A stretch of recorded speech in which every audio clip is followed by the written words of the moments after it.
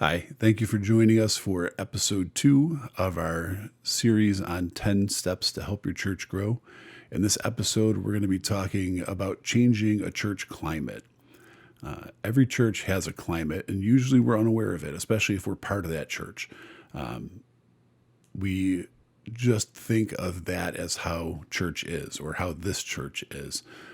But really, there's a very complicated system of attitudes and assumptions, and there's a lot that goes into forming sort of the climate of a church, the way that people feel about their interactions, the way that they approach things. And unfortunately, the reality is that in many churches, and most of the churches that are in need of 10 steps to grow or are in need of some sort of revitalization, those interactions, that climate is usually pretty frigid. Churches that are struggling usually are characterized by pessimism. They become very risk averse. They tend to display a lack of trust in each other and even in God. Most of them wouldn't say or wouldn't think of themselves that there's a lack of trust in God there. But if you're able to step back and examine things objectively, oftentimes there is a little bit of distrust towards God when we reach that point of being untrusting of each other, being risk averse.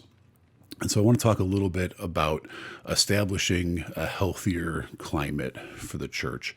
And this really starts with church leadership. Now, that doesn't necessarily mean that you have to be in an authorized position. And it doesn't mean that it has to be specifically the pastor. In fact, the more people that you have working on this, the faster it'll go. And really, by far, if there's one person working on this, sometimes it can be sort of easy for that one person to be dismissed. People who've grown cynical may look at one person who's trying to redefine the church culture and think of them as being overly optimistic or sort of being an outsider. Really, ideally, you need a handful of church leaders working together. And I say ideally. Can it work with one person? Yes, especially if the church is smaller and one person is a larger percentage of the leadership or of the congregation in general. But it's more effective if you have multiple people working on this at the same time. And the most effective way to address it is through modeling. You don't come in and start scolding people and correcting them for what they're doing wrong. You enter into relationships and interactions in the church demonstrating a positive culture rather than chastising a negative one. In Developing the Leaders Around You by John Maxwell, he talks about leaders being thermostats, not thermometers. As leaders, we shouldn't just gauge what a church climate is, we should be regulating it. And so if we embrace unhealthy things like distrust and cynicism and model those things, we're just perpetuating that unhealthy climate. We're gauging the climate and sort of matching it like a thermometer might. If we're thermostats, we come in knowing we're set with what the climate should be. And when the climate isn't that, we respond by trying to warm it up or trying to cool it down as appropriate. And so as leaders, it's on us to, and if you're watching this video, you're some kind of leader, whether you know it or not. Again, this doesn't have to be an official leadership position, but we model a healthier climate. We model trust in one another and in God. And that looks different ways in different congregations. Oftentimes, it's just as simple as trusting people to be honest with what they say and what they do. Some of that trust involves accountability. In unhealthy churches, you often find secretiveness. You have groups or committees that don't want to communicate with others. You have individual leaders who are secretive about their budgets or about other things. We model trust by being authentic, by showing our true selves to each other, by allowing people to hold us accountable. We demonstrate our trustworthiness by inviting accountability. When we make a mistake, we take responsibility for it instead of passing the buck. that shows that we are trustworthy. It demonstrates a trustworthiness, and it also demonstrates trust in the people that you're giving access to. Trust that they're not going to take advantage, that they're not going to be hunting for a way to cause problems. Trust that you're sort of giving them this degree of authority to check in on what you're doing. So being authentic, being honest with people, inviting accountability, those are things that help to foster a healthier environment in the church. We also need to show grace. When somebody else makes a mistake, whether they've offered us the opportunity for accountability or if that accountability has been forced on them, we can demonstrate grace in how we approach that mistake. Do we beat people up over what went wrong, or do we take the opportunity whenever possible to show forgiveness, to nurture, to make that a moment of teaching and of growth? Obviously there are some mistakes that require justice. And unfortunately, we live in a world where oftentimes we see things like that on the news. And when some sort of action is necessary to correct a wrong, we need to follow through with that, obviously. But even in that, we can do that with openness and accountability.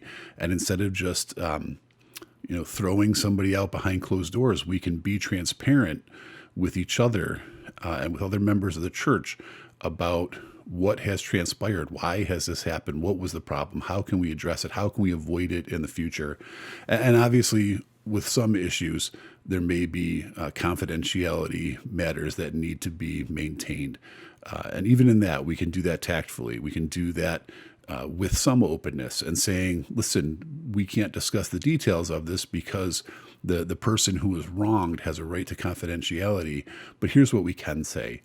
And that kind of openness, that kind of honest communication, that kind of authenticity and accountability, those things help to breed a healthier church climate, a climate where we can trust one another, a climate where our trust in God begins to grow, a climate where we experience grace instead of fear, a climate where we can start to welcome new things.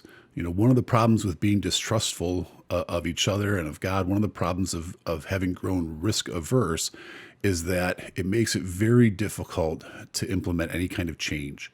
And the reality is, if you want your church to be healthier, it's going to require some change. You cannot keep doing exactly what you've been doing and expect the outcome to be any different. That sounds, I guess that's not even 100% true, because many of you are still trying the same thing that you've been trying for years, and the outcome has changed because it used to be successful and now it's not. And I suppose in theory, it could start working again the same way that it stopped working. But realistically, we need to change as the culture around us changes. The ministries that were effective 10, 20, 30 years ago are no longer effective because the people that they were effective with have changed. People have moved in and out of the community. People's needs have changed. We will need to change if we want our congregations to be more healthy. And people don't want to change when the climate is bad, when they're afraid that if they screw up or something doesn't go well, people are going to jump down their throats, when they feel like there's a lack of trust that they could pull off something that they might want to try, when they feel like any mistake is going to be punished. Nobody wants to try new things. But if you can establish a church culture that embraces grace, that embraces openness and authenticity, then people will feel the freedom to try new things. And change is never going to be easy. There's always going to be people who just want things to stay the same. There's even the people who embrace change. There will always be a part of them that misses the things that they've had to let go, that's nervous about putting resources into something that's never been tried before. But in a culture where people are supportive and accepting of one another, in a culture of grace, where failure is forgiven whenever possible, and victories are celebrated, in a culture where we're trusting each other and trusting God, change becomes much easier. People are much freer to be able to try new things and know that if it doesn't go well, they're not going to be punished for it. And a lot of this does come back to that idea of whether or not we trust God.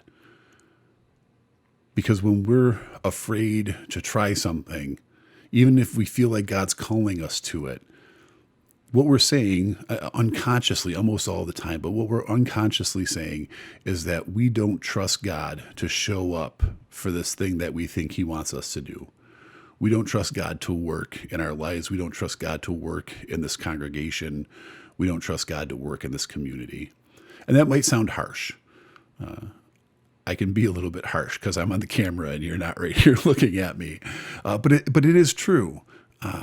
When we're trusting God, when we're expecting God to show up, when we're expecting God to answer the prayers that we've been making about what to do and how to do it and when to do it, when we're trusting that God's going to answer, when God's going to show up to the thing that God called us to do, it gives us a lot more freedom to try new things.